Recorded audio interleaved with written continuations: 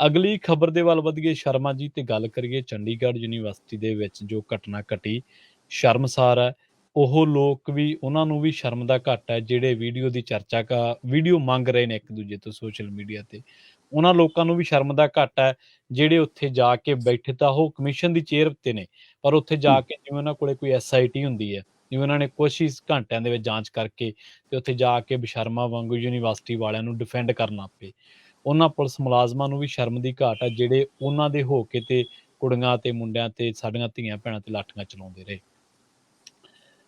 ਸਾਰਿਆਂ ਨੂੰ ਸ਼ਰਮ ਦੀ ਘਾਟ ਹੈ। ਘਟਨਾ ਨੇ ਸਾਨੂੰ ਸਾਰਿਆਂ ਨੂੰ ਸ਼ਰਮਸਾਰ ਕੀਤਾ। ਹੁਣ ਅਸਲ ਸਵਾਲ ਤੇ ਹੈਗੇ ਘਟਨਾ ਦੇ ਲਈ ਜ਼ਿੰਮੇਵਾਰ ਕੌਣ ਹੈ?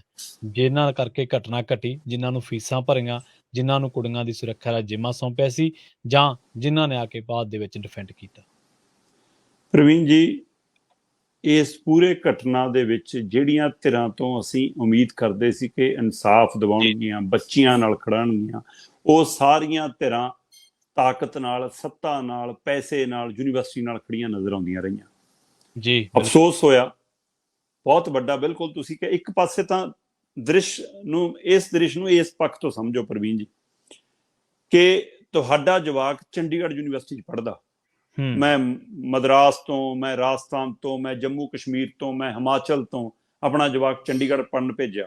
ਮੈਂ ਆਪਣੇ ਗਲੀ ਮੁਹੱਲੇ 'ਚ ਵੀ, ਮੈਂ ਆਪਣੇ ਰਿਸ਼ਤੇਦਾਰਾਂ 'ਚ ਵੀ, ਮੈਂ ਆਪਣੇ ਪਰਿਵਾਰ 'ਚ ਵੀ, ਮੈਂ ਆਪਣੇ ਦਫ਼ਤਰ 'ਚ ਵੀ ਹਿੱਕ ਤਾਣ ਕੇ ਕਹਿੰਦਾ ਹੋਣਾ ਕਿ ਸਾਡਾ ਬੱਚਾ ਚੰਡੀਗੜ੍ਹ ਯੂਨੀਵਰਸਿਟੀ ਪੜ੍ਹਦਾ ਜੀ।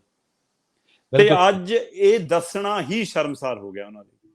ਅੱਜ ਚੰਡੀਗੜ੍ਹ ਯੂਨੀਵਰਸਿਟੀ 'ਚ ਜਿੰਨੇ ਬੱਚੇ ਪੜ੍ਹਦੇ ਨੇ, ਉਹ ਬੱਚਿਆਂ ਨੂੰ ਮੈਂ ਟੈਂਪੂਆਂ ਦੇ ਵਿੱਚ, ਬੱਸਾਂ 'ਚ ਚੜ੍ਹ ਕੇ ਘਰਾਂ ਨੂੰ ਜਾਂਦਿਆਂ ਮੂੰਹ ਲਪੇਟ ਕੇ ਜਾਂਦਿਆਂ ਦੇਖਿਆ। ਉਹ ਬੱਚੇ ਅੱਖ ਨਹੀਂ ਮਿਲਾ ਪਾ ਰਹੇ ਸੀ ਕਿਸੇ ਨਾਲ। ਉਹਨਾਂ ਦੇ ਮਾਪੇ ਜਿਹੜੇ ਲੈਣ ਆਏ ਸੀ ਉਹ ਕਿਸੇ ਨਾਲ ਅੱਖ ਨਹੀਂ ਮਿਲਾ ਪਾ ਰਹੇ ਸੀ। ਜਿਹੜੇ ਘਰਾਂ 'ਚ ਹੋਣਗੇ ਮਾਪੇ, ਉਹ ਅੱਜ ਕਹਿਣ ਜੋਗੇ ਨਹੀਂ ਹੋਣਗੇ ਕਿ ਹਾਂ ਸਾਡਾ ਜਵਾਕ ਪੜ੍ਹਦਾ।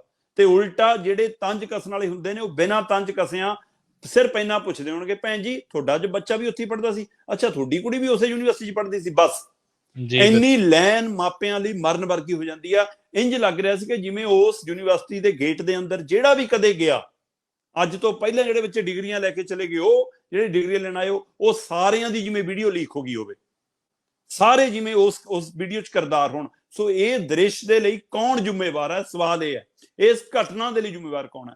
ਪ੍ਰਵੀਨ ਜੀ, ਕਿੱਡੀ ਵੱਡੀ ਮਤਲਬ ਕਿ ਇਸ ਦੇ ਵਿੱਚ ਤਰਾਸਦੀ ਹੈ ਕਿ ਪਹਿਲੇ ਦਿਨ ਪੁਲਿਸ ਜਾਂਦੀ ਹੈ, ਪੁਲਿਸ ਮਿੱਟੀ ਪਾਉਣ ਦੀ ਕੋਸ਼ਿਸ਼ ਕਰਦੀ ਕਿ ਕੁਝ ਨਹੀਂ ਹੋਇਆ, ਕੁੜੀ ਨੇ ਤਾਂ ਆਪਣੀ ਉਹ ਵੀਡੀਓ ਭੇਜੀ ਸੀ। ਉਹ ਮਹਿਲਾ ਕਮਿਸ਼ਨ ਦੀ ਬੀਬੀ, ਉਹ ਆਪਣੇ ਆਪ ਨੂੰ ਐਂ ਸਮਝਦੀ ਹੈ ਕਿ ਹਾਂ ਮੈਂ ਹੀ ਮਤਲਬ ਕਿ ਇਨਸਾਫ ਦੀ ਦੇਵੀ ਆ ਤੇ ਮੈਨੂੰ ਇਹ ਪਤਾ ਸਾਰਾ ਇਨਸਾਫ ਕਿਵੇਂ ਦੇਣਾ। ਉਹ ਕੁੜੀਆਂ ਨੂੰ ਝਾੜਾ ਮਾਰਨ ਲੱਗ ਜਾਂਦੀ ਆ, ਉਹ ਸਿਸਟਮ ਨੂੰ ਗਾਲਾਂ ਕੱਢਣ ਲੱਗ ਜਾਂਦੀ ਆ, ਉਹ ਹੋਰੇ ਕੁਛ ਉੱਥੇ ਔਲਾ ਤੌਲਾ ਮਾਰਨ ਲੱਗ ਜਾਂਦੀ, ਉਹਨੂੰ ਪਤਾ ਹੀ ਨਹੀਂਗਾ ਕਿ ਹੋਣਾ ਕੀ ਚਾਹੀਦਾ। ਸੋ ਅਜਿਹੀ ਬੀਬੀ ਨੂੰ ਲਾਇਆ ਕਿਹਨੇ ਤੇ ਰੱਖਿਆ ਕਿਉਂ ਹੈ, ਇਹ ਸਮਝ ਨਹੀਂ ਆਉਂਦਾ ਕਿ ਕਿਹੜੀਆਂ ਰਾਜਨੀਤਿਕ ਗੋਟੀਆਂ ਉਹਦੀਆਂ ਅਜਿਹੀਆਂ ਫਿੱਟ ਨੇ ਕਿ ਉਹ ਕਾਂਗਰਸ ਦੇ ਟਾਈਮ ਵੀ ਚੱਲੀ ਗਈ, ਹੁਣ ਇਹਨਾਂ ਦੇ ਟਾਈਮ ਵੀ ਚੱਲੀ ਜਾਂਦੀ ਆ ਤੇ ਕੰਮ ਕੋਈ ਨਹੀਂ। ਵੀਡੀਓ ਬਣਾ ਲਓ, ਸੋਸ਼ਲ ਮੀਡੀਆ ਤੇ ਪਾ ਲਓ, ਬਾਬਾ ਖੱਟ ਲਓ ਤੇ ਝਾੜਾ ਮਾਰ ਲਓ, ਇਹ ਤੋਂ ਬਿਨਾਂ ਕੁਛ ਨਹੀਂ। ਦੂਸਰੇ ਪਾਸੇ ਯੂਨੀਵਰਸਿਟੀ ਫਲੋਰ ਦੇ ਉੱਤੇ, ਹਰੇਕ ਵਾਰਡ ਦੇ ਫਲੋਰ ਦੇ ਉੱਤੇ, ਚਾਹੇ ਉਹ ਕਲਾਸਰੂਮ ਹੈ, ਚਾਹੇ ਉਹ ਉਹਨਾਂ ਦਾ ਹੋਸਟਲ ਹੈ, ਇੱਕ ਫਲੋਰ ਇੰਚਾਰਜ ਹੁੰਦਾ।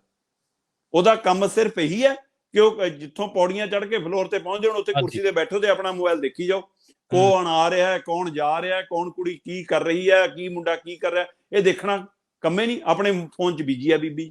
ਤੇ ਦੂਸਰੇ ਪਾਸੇ ਵਾਰਡਨ ਕੋਲ ਜਾਓ, ਉਹ ਕਹਿੰਦੀ ਮੇਰੇ ਕੋਲ ਟਾਈਮ ਨਹੀਂ, ਆਪੇ ਦੇਖ ਲਓ, ਫਲਾਣੇ ਨੂੰ ਕਹਿ ਲਓ, ਉਹਨੂੰ ਕਹਿ ਲਓ। ਵਾਰਡਨ ਆਪਣੀ ਹਵਾ 'ਚ। ਜਦੋਂ ਕੁੜੀਆਂ ਇਕੱਠੀਆਂ ਹੋਈਆਂ ਤਦ ਵਾਰਡਨ ਨੂੰ ਲੈ ਕੇ ਗਈਆਂ, ਔਰ ਵਾਰਡਨ ਦੇ ਉਸ ਵੀਡੀਓ ਕਲਿੱਪ 'ਚ ਕੁੜੀ ਮੰਨਦੀ ਹੈ, ਉਹਦੇ ਬਾਵਜੂਦ ਵੀ ਪੁਲਿਸ ਕਹਿ ਰਹੀ ਹੈ ਕਿ ਜੇ ਕੁਛ ਨਹੀਂ। ਤੇ ਚਾਰ ਆਪਣੀਆਂ ਸਹੇਲੀਆਂ 'ਚ ਜੇਕਰ ਕੁੜੀ ਮੰਨ ਰਹੀ ਹੈ, ਉੱਥੇ ਤਾਂ ਕੋਈ ਪੁਲਿਸ ਨਹੀਂ ਸੀ, ਕੋਈ ਡੰਡਾ ਨਹੀਂ ਸੀ, ਕੋਈ ਦਬਾਅ ਨਹੀਂ ਸੀ, ਤੇ ਉਹਦੇ ਵਿੱਚੋਂ ਪ੍ਰਵਾਨ ਕਰ ਰਹੀ ਹੈ ਕਿ ਹਾਂ ਮੈਂ ਭੇਜੀਆਂ। ਉਹ ਸ਼ਾਟ ਮੰਗਾਇਆ ਗਿਆ, ਬਾਅਦ 'ਚ ਉਹ ਸ਼ਾਟ ਉਹਨੇ ਦੇਖ ਲਿਆ ਕਿ ਉਹ ਮੁੰਡੇ ਨੇ ਸ਼ਾਟ ਭੇਜਿਆ। ਉਸ ਤੋਂ ਬਾਅਦ ਧਰਨੇ 'ਚ ਬੈਠੀਆਂ ਕੁੜੀਆਂ ਦੀ ਰਿਕਾਰਡਿੰਗ ਸਾਹਮਣੇ ਆ ਗਈ ਹੈ ਕਿ ਉਹਨਾਂ ਨੂੰ ਇੰਟਰਨੈਟ ਕਾਲ ਤੋਂ, ਇੰਟਰਨੈਟ ਫੋਨ ਰਾਹੀਂ ਫੋਨ ਆਉਂਦੇ ਨੇ ਇੰਟਰਨੈਟ ਕਾਲ ਤੋਂ ਕਿ ਹਾਂ ਤੁਹਾਡੀ ਵੀ ਲੀਕ ਕਰ ਦਿਆਂਗੇ, ਤੁਹਾਨੂੰ ਬਿਠਾਉਂਦੇ ਆ ਧਰਨਿਆਂ 'ਚ, ਤੁਹਾਨੂੰ ਦੱਸਦੇ ਆ ਤੁਹਾਡੀਆਂ ਵੀ ਹੈਗੀਆਂ। ਉਹ ਕੌਣ ਕਰ ਰਿਹਾ? ਤੇ ਯੂਨੀਵਰਸਿਟੀ ਦੇ ਪ੍ਰਬੰਧਕ, ਯੂਨੀਵਰਸਿਟੀ ਦੇ ਮੁਖੀ ਸ਼ਾਖ ਬਚਾਉਣੀ ਹੈ, ਕਹਿੰਦੇ ਜੀ ਯੂਨੀਵਰਸਿਟੀ ਦੇ ਇਸ ਲਈ ਮਾਮਲਾ ਦਬਾਉਣਾ। ਪ੍ਰਵੀਨ ਜੀ, ਜੇਕਰ ਯੂਨੀਵਰਸਿਟੀ ਦੇ ਚਾਂਸਲਰ, ਵਾਈਸ ਚਾਂਸਲਰ, ਯੂਨੀਵਰਸਿਟੀ ਦੇ ਮੁਖੀ, ਪੈਸਾ ਲਾਉਣ ਵਾਲੀਆਂ ਪ੍ਰਬੰਧਕ ਧਿਰਾਂ, ਪ੍ਰੋਫੈਸਰ, ਪ੍ਰਸ਼ਾਸਨ ਜੇਕਰ ਬੱਚੀਆਂ ਨਾਲ ਖੜ ਜਾਂਦਾ, ਯੂਨੀਵਰਸਿਟੀ ਸ਼ਾਖ ਆਪਣੇ ਆਪ ਉੱਚੀ ਹੋ ਜਾਣੀ ਸੀ ਜੀ।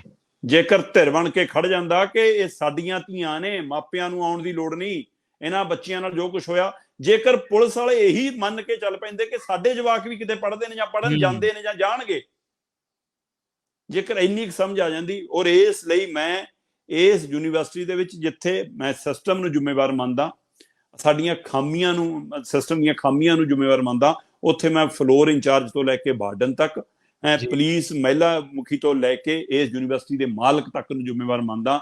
ਪ੍ਰਵੀਨ ਜੀ, ਜਿਸ ਹੋਸਟਲ 'ਚ ਇਹ ਘਟਨਾ ਵਾਪਰੀ ਆ, ਹਾਂਜੀ, ਉਹ 3-3.5 ਮਹੀਨੇ ਪਹਿਲਾਂ ਹੀ ਕੁੜੀਆਂ ਨੂੰ ਅਲਾਟ ਹੋਇਆ। ਉਹ ਮੁੰਡਿਆਂ ਦਾ ਹੋਸਟਲ ਹੈ, ਔਰ ਮੁੰਡਿਆਂ ਦਾ ਹੋਸਟਲ ਉਸੇ ਤਰ੍ਹਾਂ ਦਾ ਜਿਵੇਂ ਕਿਸੇ ਸਮੇਂ ਬੱਸ ਅੱਡੇ ਦੇ ਉੱਤੇ 8 ਟੂਟੀਆਂ ਲੱਗੀਆਂ ਹੁੰਦੀਆਂ ਸੀ, ਬੰਦੇ ਖੁੱਲੇ 'ਚ ਨਹਾ ਰਹੇ ਹੁੰਦੇ ਸੀ। ਜੀ ਜੀ, ਇਹ ਉਹੇ ਜਿਹੇ ਉੱਥੇ ਵਾਸ਼ਰੂਮ ਬਣੇ ਨੇ, ਕਾਮਨ ਵਾਸ਼ਰੂਮ ਨੇ, 8-8 9-9 ਟੂਟੀਆਂ ਲੱਗੀਆਂ ਨੇ ਇਕੱਠੀਆਂ, ਤੇ ਉਹਨਾਂ 'ਚ ਨਾ ਕੋਈ ਪਾਰਟੀਸ਼ਨ ਹੈ, ਨਾ ਥੱਲਿਓਂ ਦਰਵਾਜ਼ੇ ਤੋਂ ਕੋਈ ਉਹ ਹੈ ਕਿ ਉੱਚਾ ਜਿਹਾ ਦਰਵਾਜ਼ਾ, ਉੱਪਰ ਕੋਈ ਛੱਤ ਨਹੀਂ ਹੈ। ਤੇ ਇਸ ਲਈ ਇਹ ਕੁੜੀਆਂ ਲਈ ਸਿਸਟਮ ਠੀਕ ਹੀ ਨਹੀਂ ਸੀ ਉਹ ਹੋਸਟਲ।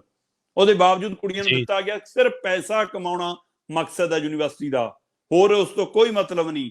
ਇਸ ਲਈ ਇਸ ਘਟਨਾ ਦੀਆਂ ਤਾਰਾਂ ਬਹੁਤ ਗਹਿਰੀਆਂ ਜਾਂਦੀਆਂ। ਹੁਣ ਬੇਸ਼ੱਕ 3 ਮੈਂਬਰੀ ਮਹਿਲਾ ਪੱਧਰੀ ਇੱਕ ਪੁਲਿਸ ਦੀ ਕਮੇਟੀ ਬਣਾ ਦਿੱਤੀ ਗਈ ਹੈ, ਉਹਦੇ ਵਿੱਚ SSP ਰੈਂਕ ਦੇ, DSP ਰੈਂਕ ਦੇ ਅਧਿਕਾਰੀਆਂ ਨੂੰ ਲਾ ਕੇ 3 ਮੈਂਬਰੀ ਕਮੇਟੀ ਬਣਾਈ ਹੈ, ਉਹ ਸੈੱਟ ਬਣਾਈ ਹੈ, ਉਹ ਜਾਂਚ ਕਰ ਰਹੀ ਹੈ। ਉਹ ਤੋਂ ਬਿਨਾਂ ਇੱਕ ਵੱਖਰੀ ਟੀਮ ਇੱਕ ਵੱਖਰੇ ਪਹਿਲੂ ਤੋਂ ਜਾਂਚ ਕਰ ਰਹੀ ਹੈ। ਪ੍ਰਵੀਨ ਜੀ, ਇਸ ਮਾਮਲੇ ਜਿਹੜਾ ਗੰਭੀਰ ਸਵਾਲ ਹੈ, ਹਾਂਜੀ, ਕੀ ਉਹ ਬੱਚੀ ਜਿਹੜੀ ਵੀਡੀਓ ਬਣਾਉਂਦੀ ਫੜੀ ਗਈ, ਉਹ ਵੀ ਬੱਚੀ ਹੈ, ਉਹ ਵੀ ਇੱਕ ਪਰਿਵਾਰ ਦੀ ਧੀ ਹੈ, ਉਹ ਵੀ ਇੱਕ ਕੁੜੀ ਹੈ, ਕੀ ਉਹ ਕਿਸੇ ਸਾਜ਼ਿਸ਼ ਦਾ ਸ਼ਿਕਾਰ ਤਾਂ ਨਹੀਂ ਗਈ?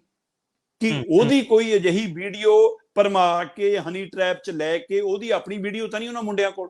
ਤੇ ਉਸ ਤੋਂ ਬਾਅਦ ਉਹਨੂੰ ਡਰਾਉਂਦੇ ਧਮਕਾਉਂਦੇ ਤਾਂ ਨਹੀਂ ਸੀ ਕਿ ਭਾਈ ਤੂੰ ਜੇਕਰ ਹੋਰਾਂ ਦੀ ਵੀਡੀਓ ਨਹੀਂ ਭੇਜੇਂਗੀ ਤਾਂ ਤੇਰੀ ਲੀਕ ਕਰ ਦਿਆਂਗੇ? ਕਿ ਆਪਣਾ ਬਚਾਅ ਕਰਨ ਦੇ ਚੱਕਰ 'ਚ ਹੋਰ ਧੀਆਂ ਨੂੰ ਤਾਂ ਨਹੀਂ ਉਹ ਬੇਪਰਦਾ ਕਰਦੀ ਰਹੀ?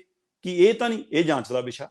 ਦੂਸਰਾ ਵਿਸ਼ਾ, ਕੀ ਉਹ ਸਿਰਫ ਮਤਲਬ ਕਿ ਹਾਸਾ ਠੱਠਾ, ਖੇਲ ਮਜ਼ਾਕ, ਚੋਚਲਾ ਮੋਚਲਾ ਇਸ ਚੱਕਰ 'ਚ ਵੀਡੀਓ ਤਾਂ ਨਹੀਂ ਭੇਜਦੀ ਰਹੀ ਕਿ ਹਾਂ ਉਹਦਾ ਕੋਈ ਉਹਦੇ ਨਾਲ ਰਿਲੇਸ਼ਨ ਆ ਉਹਨਾਂ ਮੁੰਡਿਆਂ 'ਚੋਂ 1 ਨਾਲ 2 ਨਾਲ, ਕੀ ਹੈ ਉਹ ਸੰਬੰਧ ਜਾਂਚ ਦਾ ਵਿਸ਼ਾ? ਤੀਸਰਾ ਸਭ ਤੋਂ ਵੱਡਾ ਜਿਹੜਾ ਇਸ ਮਸਲੇ ਪਿੱਛੇ ਸਵਾਲ ਖੜਾ, ਕਿ ਇਸ ਨੂੰ ਸਿਰਫ ਇੰਨਾ ਦੇਖਣ ਦੀ ਲੋੜ ਨਹੀਂ ਕਿ ਇੱਕ ਕੁੜੀ ਨੇ ਵੀਡੀਓ ਬਣਾਈ, ਇੱਕ ਮੁੰਡੇ ਨੂੰ ਭੇਜਤੀ, ਅਸੀਂ ਉਹ ਮੁੰਡੇ ਫੜ ਲਏ। ਕੀ ਇਹਦੇ ਪਿੱਛੇ ਕੋਈ ਪੋਰਨ ਸਾਈਟ ਵਾਲਾ ਗਰੋਹ ਤਾਂ ਨਹੀਂ ਕੰਮ ਕਰਦਾ? ਕੀ ਇਹ ਵੀਡੀਓ ਵੇਚਣ ਦਾ ਧੰਦਾ ਤਾਂ ਨਹੀਂ ਚੱਲਦਾ? ਇਹ ਕਮਾਈ ਦਾ ਧੰਦਾ ਤਾਂ ਨਹੀਂ? ਇਹਦੀਆਂ ਤਾਰਾਂ ਕਿੱਥੇ ਤੱਕ ਜੁੜੀਆਂ ਨੇ? ਉਹ ਵੀਡੀਓ ਕਿਹਨੂੰ ਪ੍ਰੋਵਾਈਡ ਕਰਾਈ ਜਾਂਦੀਆਂ ਸੀ? ਇਹ ਵੱਡਾ ਜਾਂਚ ਦਾ ਵਿਸ਼ਾ। ਸੋ ਇਸ ਲਈ ਇਹ ਨਾ 3-4 ਪਹਿਲੂਆਂ ਤੇ ਗੰਭੀਰਤਾ ਨਾਲ ਜਾਂਚ ਕਰਨੀ ਪਊਗੀ। ਯੂਨੀਵਰਸਿਟੀ ਦੇ ਬੱਚਿਆਂ ਤੇ ਲਾਠੀ ਫੇਰ ਲਓ, ਉਹਨਾਂ ਨੂੰ ਧਰਨਾ ਨਾ ਲਾਉਣ ਦਿਓ, ਉਹਨਾਂ ਤੇ ਪਾਣੀ ਮਾਰ ਲਓ, ਕੀ ਪੁਲਿਸ ਦਾ ਇਹੀ ਕੰਮ ਹੈ? ਜੇਕਰ ਬੱਚੇ ਬਾਹਰ ਨਿਕਲੇ ਨੇ, ਬੱਚਿਆਂ ਦਾ ਕੋਈ ਮਸਲਾ ਹੈ ਤਾਂ ਸੁਣੋ ਤਾਂ ਸਹੀ। ਕਹਿੰਦੇ ਜੀ ਕੋਈ ਸੁਸਾਈਡ ਦੀ ਕੋਸ਼ਿਸ਼ ਨਹੀਂ ਹੋਈ। ਅਸੀਂ ਨਹੀਂ ਕਹਿੰਦੇ ਸੁਸਾਈਡ ਦੀ ਕੋਸ਼ਿਸ਼ ਹੋਈ, ਪਰ ਐਂਬੂਲੈਂਸ ਆ ਰਹੀ ਹੈ, ਐਂਬੂਲੈਂਸ ਜਾ ਰਹੀ ਹੈ, ਸਾਰੀ ਰਾਤ ਟੂ ਵੱਜ ਰਹੀ ਹੈ, ਤੇ ਜਵਾਬ ਤਾਂ ਦਿਓ ਬੱਚਿਆਂ ਨੂੰ। ਬੱਚਿਆਂ 'ਚ ਖੌਫ ਹੈ, ਕੁੜੀਆਂ ਮੁੰਡਿਆਂ 'ਚ ਡਰ ਸਹਿਮ ਹੈ। ਤੇ ਉਹ ਤੋਂ ਬਾਅਦ ਹੁਣ 10 ਮੈਂਬਰੀ ਕਮੇਟੀ ਵਿਦਿਆਰਥੀਆਂ ਦੀ ਬਣੀ ਹੈ, ਉਹਨਾਂ ਨਾਲ ਕੁਝ ਮਾਮਲਿਆਂ ਤੇ ਸਮਝੌਤੇ ਹੋਏ ਨੇ, FIR ਦੀ ਕਾਪੀ ਉਪਲਬਧ ਕਰਾਈ ਗਈ, ਜਿਹੜੇ ਬੱਚੇ ਹਸਪਤਾਲ ਗਏ ਸੀ ਉਹਨਾਂ ਨਾਲ ਉਹਨੂੰ ਮਿਲਾਇਆ ਗਿਆ, ਪਰ ਹੁਣ ਯੂਨੀਵਰਸਿਟੀ ਖਾਲੀ ਹੈ ਜੀ, ਛੁੱਟੀ ਕਰਤੀ। ਬੱਚੇ ਲਗਭਗ ਘਰਾਂ ਨੂੰ ਆਪਣੇ ਆਪ ਚੱਲ ਗਏ ਸੀ, ਛੁੱਟੀ ਬਾਅਦ ਚੋਂ ਕੀਤੀ ਹੈ ਜੀ। ਬੱਚਿਆਂ ਨੇ ਜਦੋਂ ਸਮਝੌਤਾ ਹੋ ਗਿਆ, ਤੈਅ ਹੋ ਗਿਆ, FIR ਹੋ ਗਈ, ਉਹ 3 ਜਣੇ ਗ੍ਰਿਫਤਾਰ ਹੋ ਗਏ, ਉਹਨਾਂ ਦਾ 7 ਦਿਨ ਦਾ ਰਿਮਾਂਡ ਲੈ ਲਿਆ ਗਿਆ। ਉਸ ਤੋਂ ਬਾਅਦ ਬੱਚਿਆਂ ਨੇ ਆਪ ਮਹਾਰੇ ਮਾਪੇ ਲੈਣ ਆ ਗਏ, ਮੁੰਡੇ ਕੁੜੀਆਂ ਆਪ ਘਰਾਂ ਨੂੰ ਤੁਰ ਪਏ। ਅਜੇ ਵੀ ਜ਼ਿਆਦਾ ਦੂਰ ਸੂਬਿਆਂ ਵਾਲੇ ਬੱਚੇ ਕਾਫੀ ਰੁਕੇ ਹੋਏ ਨੇ ਹੋਸਟਲਾਂ ਦੇ ਵਿੱਚ, ਪਰ ਉਹਦੇ ਬਾਵਜੂਦ ਜ਼ਿਆਦਾਤਰ ਯੂਨੀਵਰਸਿਟੀ ਖਾਲੀ ਹੋ ਗਈ ਤੇ ਯੂਨੀਵਰਸਿਟੀ ਨੇ ਵੀ 24 ਤੱਕ ਹੁਣ ਪੜ੍ਹਾਈ ਬੰਦ ਕਰਨ ਦਾ ਐਲਾਨ ਕਰ ਦਿੱਤਾ ਹੈ। ਪਰ ਇਸ ਦੇ ਉੱਤੇ ਸਵਾਲ ਇਹ ਹੈ ਕਿ ਇਕੱਲਾ ਯੂਨੀਵਰਸਿਟੀ ਦੀ ਸ਼ਾਖ ਦਾ ਸਵਾਲ ਨਹੀਂ, ਇਹ ਰਾਜਨੀਤਿਕ ਸਵਾਲ ਵੀ ਸੀ, ਕਿਉਂਕਿ ਇੱਥੋਂ ਰਾਜਨੀਤਿਕ ਲੀਡਰ ਵੀ ਇੱਕ ਪੈਦਾ ਹੋ ਰਿਹਾ ਸੀ, ਜਿਹਨੂੰ ਹੁਣ ਲੱਗ ਰਿਹਾ ਕਿ ਮੇਰੇ ਰਾਜਨੀਤਿਕ ਰਾਹ 'ਚ ਰੋੜਾ ਬਣ ਰਹੇ ਨੇ। ਇਸ ਲਈ ਵੀ ਉਹ ਇਸ ਮਾਮਲੇ ਨੂੰ ਦਬਾਉਣਾ ਚਾਹੁੰਦਾ ਸੀ, ਪਰ ਜੇਕਰ ਉਹ ਧਿਰ ਬੱਚਿਆਂ ਨਾਲ ਖੜ ਜਾਂਦੀ ਤਾਂ ਉਹਨਾਂ ਦਾ ਅਕਸ ਵੀ ਵੱਡਾ ਹੋਣਾ ਸੀ, ਯੂਨੀਵਰਸਿਟੀ ਦਾ ਨਾਮ ਵੀ ਵੱਡਾ ਹੋ ਜਾਣਾ ਸੀ।